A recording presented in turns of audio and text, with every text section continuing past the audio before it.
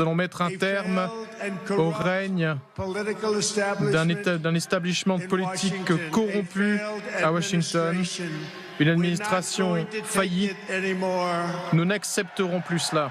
C'est un revenant en terre connue, un revenant qui hante le sommeil des Africains présents sur son sol. Son retour à la Maison-Blanche inquiète plus d'un.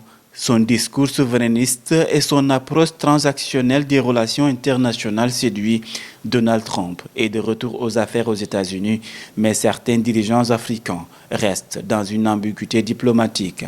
Parmi les promesses faites par Donald Trump durant sa campagne, il y a l'expulsion des sans-papiers hors du territoire des États-Unis et d'après des chiffres, il serait 11 millions à se trouver en situation irrégulière dans plusieurs États comme le Texas. Il représente une main-d'œuvre nécessaire à l'activité économique dans ses relations diplomatiques avec les pays africains. Le discours souverainiste de Donald Trump pourrait trouver un écho favorable au Sahel. En effet, plusieurs leaders de cette zone réclament moins d'implications étrangères dans leurs affaires internes, revendiquant le droit de diversifier leurs partenariats militaires et économiques. En somme, la fin des politiques paternistes. Ainsi, ils peuvent trouver dans la politique étrangère de l'administration de Trump des opportunités d'indépendance politique. Cependant, cette approche revêt un risque économique parce que l'isolationnisme prôné par le président américain n'est pas sans risque.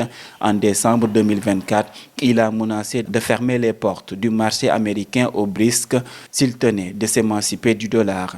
Le projet 2025 du think tank ultra-conservateur Heritage Foundation, considéré comme la feuille de route du second mandat de Donald Trump, suggère d'abord le continent africain sous le prisme de la croissance et non de l'assistance.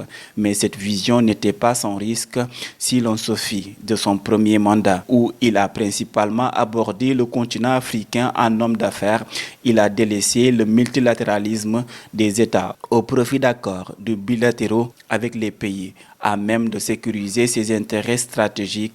Parallèlement, il avait tenté de couper budgétairement dans les crédits alloués à l'aide au développement. En ce jour de l'investiture de Donald Trump comme 47e président des États-Unis d'Amérique, les peuples africains, avec leurs dirigeants, croisent les doigts et ils espèrent que ce comeback de Donald Trump contienne plus d'avantages globaux que lors de son premier passage à la Maison-Blanche. Nous allons rétablir le patriotisme dans nos écoles. Nous allons nous débarrasser de l'idéologie woke de la gauche radicale.